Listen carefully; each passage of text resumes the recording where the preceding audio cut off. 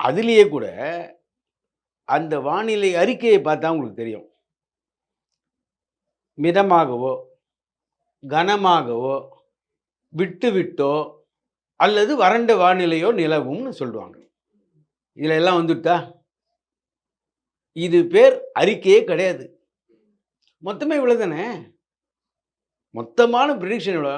ஒன்று வறண்ட வானிலை, மிதமான மழை, கனமழை, மிக கனமழை, மிக கனமழை அல்லது வறண்ட வானிலை, அதிமிக கனமழைன்னு கூட சொல்லுவாங்க.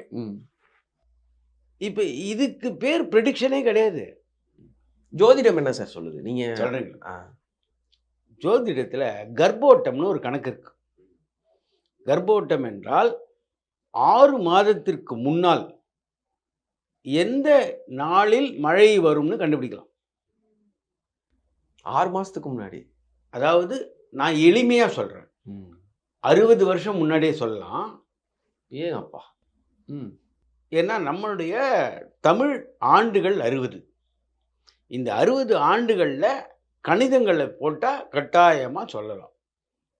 ஒரு பக்கம் 6 மாதத்திற்கு முன்னாடி எப்படி சொல்றதுன்னா, கார்த்திகை மாதம் மழை வரும் அப்படின்றத நீங்கள் வைகாசி மாதம் சொல்லலாம். காரணம், வைகாசி மாதத்தில் ஏற்படக்கூடிய பௌர்ணமி எந்த நட்சத்திரத்தில் விழுகிறது என்பதை வைத்து கண்டுபிடிக்கலாம்.